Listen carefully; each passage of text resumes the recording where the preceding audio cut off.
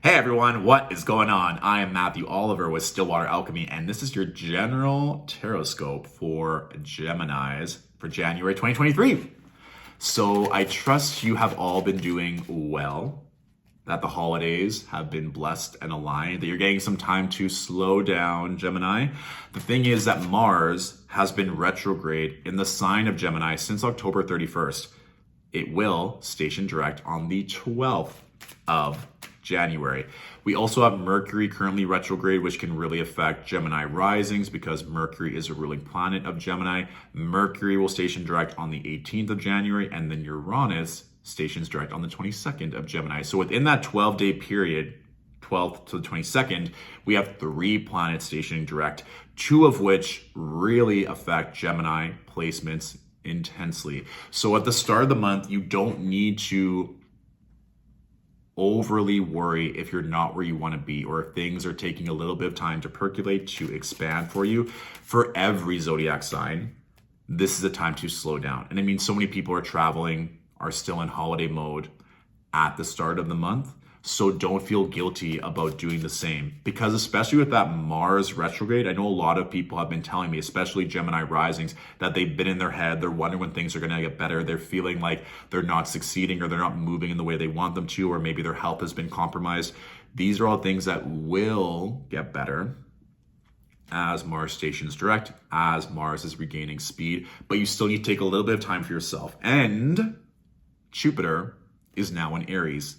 Aries and Gemini make a sextile aspect, so this is a really strong energy. And lastly, more good news, Venus is going to move into Aquarius on the 2nd of January. So Aquarius and Gemini, both air signs, Venus making a trine to your Gemini placements. These are all benefic energies that are helping you. So having both benefic planets supporting you throughout majority of the month is a really, really good benefit. So it's kind of like having the mindset, or even speaking aloud as an intention, a mantra, that the more I slow down, the more blessings I receive. The more I treat my body with love, the more other people treat my body with love. Whatever feels good for you, but just little things to put your mind at ease so that you can move through your day-to-day a lot easier. Because once that Mars station is direct, you're probably gonna be working a lot, or there's gonna be more things to feel passionate about. So take the first 12 days, 2 weeks, however long you need, to just slow down. And I go through all of these transits in my 2023 astrology guide. It's like an agenda plus a guide. There's workbook prompts, journal prompts, intention setting. Plus I break down every single transit throughout the entire year, every lunation, every retrograde, every planetary ingress into all the different signs throughout the year. So if you're interested in that, you can find it on our website, www.stillwateralchemy.com. So let's see what we have here for the cards, Gemini. I know this is really random, and I keep seeing these like beautiful, like silk linen-esque sheets, like really comfortable, very soft. If maybe you've been wanting to get new bedding, or for you to rest at a greater degree, that could also be something to look into. Or even just shifting it in general, like just putting in new bed sheets, new pillowcases, like a pop of color, whatever feels good for you, and just seeing how that changes things when you're in your bedroom, or even adult playtime, that there could be a vibe there as well, as you just seeing your bedroom, seeing your bed in a different frequency, and how that affects all things for the month ahead. Especially with that Venus in Aquarius, it's like, yeah, that's gonna be really good.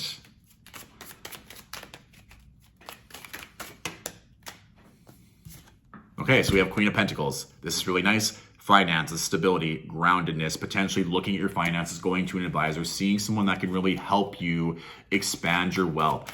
I always think of Aquarius energy as well, like Venus in Aquarius, what we value, love, self-worth, finances. I think of Aquarius as work smarter, not harder. And then Venus is going to be co-present and conjunct Saturn for basically the entire month. Venus will move into Pisces on the 26th of January. So with that being said, you're probably going to have a more pragmatic, diligent approach with your work, with your money, with your finances, with your investments. So this is a great time too, especially at the start of the month when things are a bit slower, to look over taxes, to seek out people that know what they're talking about, maybe with regards to mortgage or interest rates or lines of credit or credit cards or new ways to help your money go a lot further. This could also just be you investing your money into more suitable things that are going to help you throughout the rest of this year. So this could either be someone who excels in finances helping you, or you just taking your money and your time and your energy a lot more seriously. This could also just be an energy of you grounding in nature and feeling that support. Even I know sometimes for me, regardless of the weather, of course, it's easier in the spring and summer, but if you just like lie on the grass or even just lying on the ground in your home, if you want to be comfortable, like grab a blanket, enjoy this, but feeling that support from the earth, from the ground, lifting you up, knowing that no matter how you sprawl your body, you're always being supported. That could be something as well that just has it in your mind. It's like, oh, money is always supporting me. My investments are always supporting me. People are always supporting me because I can literally feel this support at all times. You can be like in your chair, on your couch, it doesn't matter, but actively making that connection. It's like, oh, I'm always being supported. People want to support me. I want to support myself. Now money gets to do the same. So just depending on how you want to work with that Queen of Pentacles energy, I mean, even just seeing yourself as like the Queen of Money, that could be a vibe as well. So let's see what else is coming through for Geminis. I do think it's investments though, Gemini. Like if there's something you want to invest your money in, whether it's yourself, stocks, real estate, whatever that is, there could be something that is going to make itself available to you, especially with that Venus in Aquarius, with Saturn in Aquarius, like thinking about the long game, thinking about how your money is really going to work for you over time. Not that there couldn't be instant rewards and instant gratification. I mean, Jupiter is in Aries, but I'm just really thinking of more so that benefic trine-based energy with Aquarius of really looking to see. And I'm talking about like people that are the best in their field, or an investment that really makes you feel excited, or maybe that's like a bit above where you feel like you would normally invest, to allow you to stretch yourself, allow you to stretch your mindset. And that could also just be inventing a new income stream, but investing into a new home or a new renovation, or like I said, like new sheets, new luxury within your home. So you're just stretching yourself to see yourself in a different way and see your life, your family, your relationships in different ways, to allow new energy, to allow new money in as well. All right, what else for Geminis for January 2023?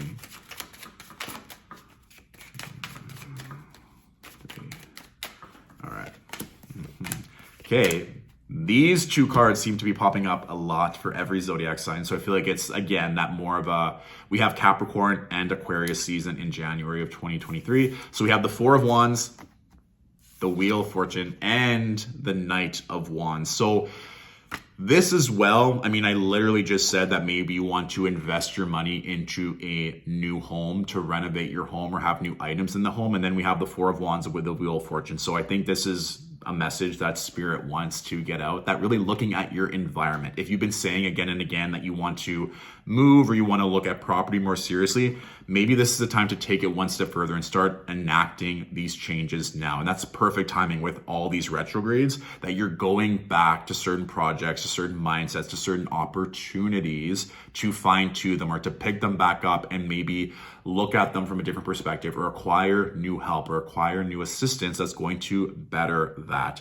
I really think, I mean, we have the Queen of Pentacles, the Four of Wands, and the Wheel of Fortune. And with the King of Wands, like I'm thinking real estate, I'm thinking owning land. It could be that you're calling in a partner that has property or that has land already. So it could either be that you have property, or you're calling in a love interest that has property, or if you're already in a relationship, already married, that both of you are now thinking that, okay, like this is the time to invest into either a bigger space or into land or into a new home, or maybe a second, third, fourth home. It could be multiple homes at this point, especially with the Wheel of Fortune, but getting that ball rolling now, allowing yourself to dream, allowing yourself to visualize what it is you want in your home. And that can also be private life, like the people inside of your home. It can also be family as well that you're really investing into. That King of Wands, I mean, now we have the Queen of Pentacles and the King of Wands. I mean, that's quite the formidable duo of power and wealth.